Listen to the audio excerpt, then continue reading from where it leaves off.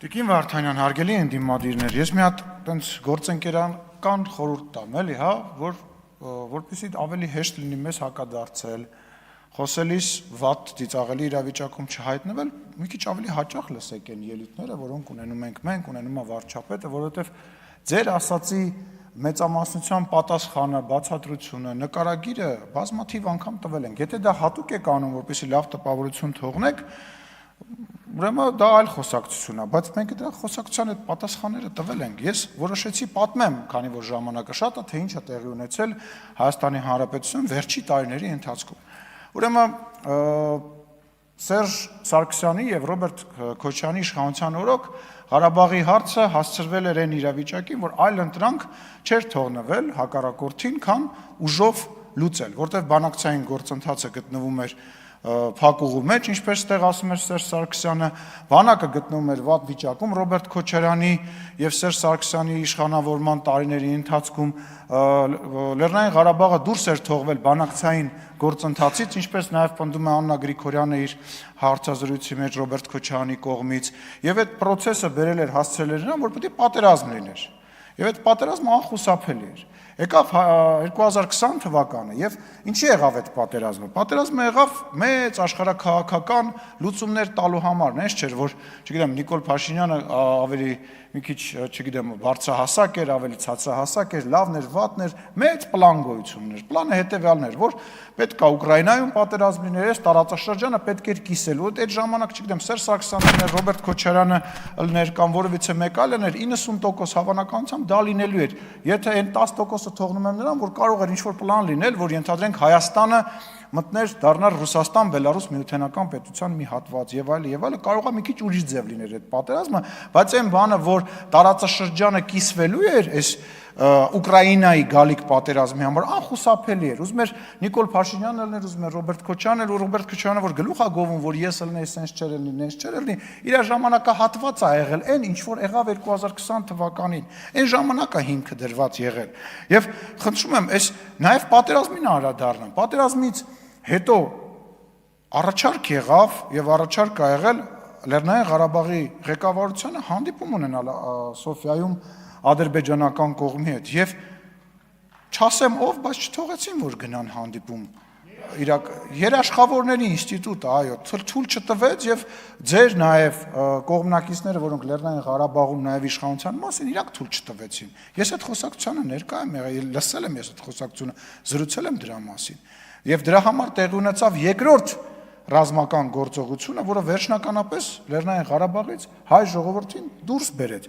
Երբ որ դուք խոսում եք վերադարձի մասին, ով կարող թույլ չտա, հարգելիներս, լավ է հնչում, 100,000-ավոր մարդիկ բան եւ այլ, դուք այդ մարդկանց անվտանգությունը ապահովելու եք։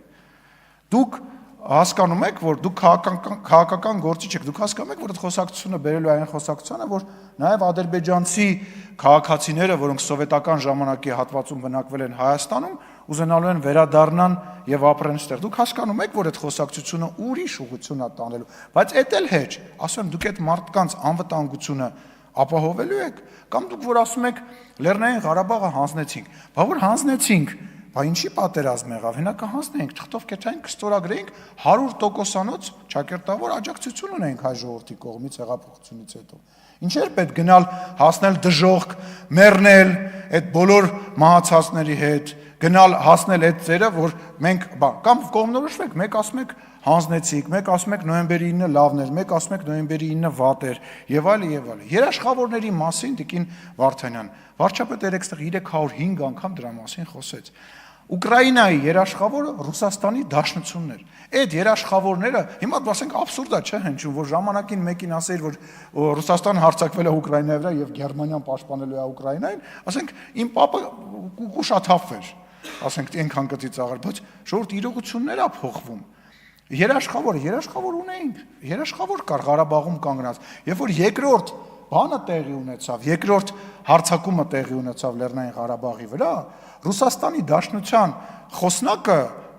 դուք մեզ մեղադրում ասում եք ոչ մի բան չարեցիք, մեր հայ ժողովրդին պաշտպան եւ այլն, չէ՞ տենց խոսակցություն կա։ Հայտարարություն է անում, ասում է կոչ ենք անում Ադրբեջանին եւ Հայաստանին դադարեցնել բաները, ռազմական գործողությունները։ Սա ինչի մասին է, սա նրա մասին է, որ մեզ ներքաշում էին այն բանի մեջ, որ ռազմական գործողությունները տեղափոխվեն Հայաստանի Հանրապետության տարածք։ Սա է եղել պլանը, որ Հայաստանի Հանրապետության մի կտորել, չգիտեմ, գրավվեր կամ օկուպացվեր կամ ինչ-որ մի բան լիներ, եւ հետո Ռոբերտ Քոչարյանը 2021 թվականին որպես Ռուսաստանի ամենալավ թեկնածու միջև Սամվել Կարապետյանի հայտնվելը, հիմա երկու լավ թեկնածու կա, հա,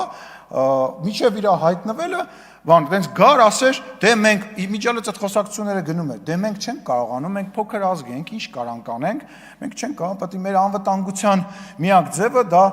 միութենական պետության մաս լիներ։ Էս է եղել պլանը։ Պլանը եղել է գուբերնատոր դառնալը Ռոբերտ Քոչարյանի։ Իսկ միջև այդ ասենք դուք հասկանում եք, որ 2021 թվականից հետո, երբ որ այդ պատերազմը եղավ, այդ ամեն ինչը եղավ, ոչ մեկ իշխանություն չէր ուզում վերցնել։ Դա համար գնացիք են քաղաքական դիակ Վազգեն Մանուկյանին բերեցիք, հետո գնացիք են քաղաքական դիակ Կանադայի քաղաքացուն բերեցիք եւ այլ, որտեղ դուք չեք ուզում, ընդդիմությունը չի ուզեցել ու չի ուզում իշխանություն այդ փուլում վերցնել։ Իսկ հիմա խնդրեմ ունեք։ Հիմա մեկ այլ հավակնորդ է հանդես գալիս, տենց հիմա ուզում եք մի հատ պլան անեք, հետո Ռոբերտ Քոչարյանը տենց իրան առաջարկում է, որ հետո Ռոբերտ Քոչարյանին որպես վարչապետի թեկնածու ներկայացնեք, դե Սամվել Կարապետյանը չի կարա, առնվազն երկու երկրի քաղաքացի է, ասենք պլանը բոլորին հասկանալի է։ Օր ժամ եք ուզում, այդ օր ժամը դուք ասել եք, դուք եք ասել դրա մասին, մեզնից եք օր ժամ ուզում։ Ձեր 04 բանը շրջաբերականը, ինձ ասում եք, մեզ ասում եք Լեռնային Ղարաբաղ դուք հանձնեցիք, հարգելիներս, եկաք ստեղ տոնեցիք, որ դուք այնտեղ հաղթել էիք,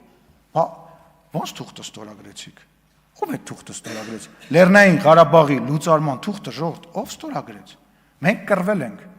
ինչքան զենք կա տվել ենք, ինչքան փող կա տվել ենք, ինչքան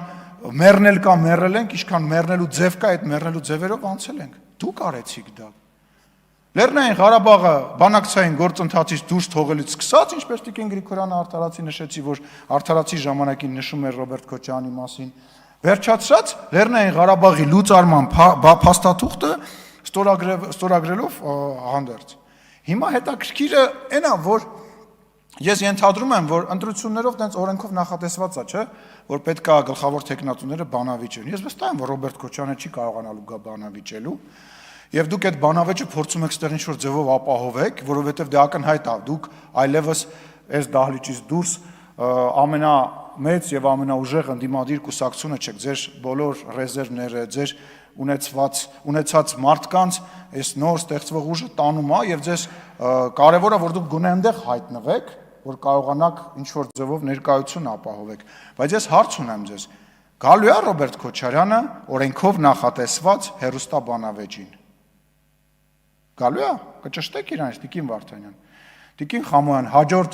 պոդքասթը անելուց Տիկին Գրիգորյանի հետ։ Իսկ միջած պոդքասթը հիմնականում ուղիղ եթերում եք անում, լսեք, այդքան որ բան եք, զապիս եք անում, հետո մոնտաժ եք անում, ես ու այդքան վատ բառ չեմ ուզում ասեմ, տափակ միտք կա մնում մեջ, այդ էլ մոնտաժ արեք, էլի 15 րոպե էլի, բան չի մնա, պոդքասթները անում են ուղիղ եթերով, սլաբո դուրս գալ Ռոբերտ Քոչարյանի հետ Տիկին Խամոյան, դուք Տիկին Գրիգորյանին վերցրեք,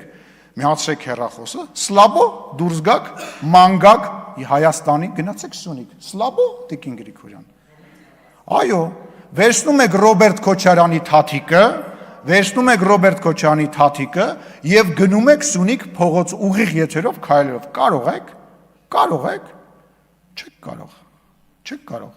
Մոնտաժ արած բաները դեռ փակվել եք ձեր փոճու, ձեր գրասենյակում, մտնում եք ձեր հյուրանոցները, մտնում եք նկարում եք, սիրուն մոնտաժ եք անում, ձեզ թվում աշխարհը ձեր շուրջ է պատտվում։ Ասեք, դուք նայել եք ձեր բաների հետ, պոդքասթի հետ, ելույթների բաները, վյուները նայել եք, որ մարդ չի նայում։ Տեսել եք, որ նույնիսկ եթերը մարդ չի նայում։ Ես նայում եմ մեկ-մեկ։ Ես մեկ-մեկ նայում եմ, որովհետև տրամադրությունս պետք է բարձրանա։ Ասենք, նա բա չնայեմ, տենամ տրամադրությունս բարձրանա։ Հարգելիներս, բանավեճի առաջարկը բաց է, հեսա նախընտրական, բանա սկսում, շրջանա սկսում, մի խուսափեք, օրինակ Տիկին Հակոբյանի հետ գնացեք բանավեճի, մերակ տարբեր պատճառներ գտնելով, մի անգամ բանավիճել եք, հետո խուսափում եք Տիկին Հակոբյանի հետ եթակ բանավեճի։ Կգաք բանավեճի, չեք կարողանում ուղիղ եթեր գնալ, գոնե կգաք բանավեճի, Շնորհակալություն ուշադրության համար, ցավակցում եմ ձեզ բոլորիդ։ Շնորհակալություն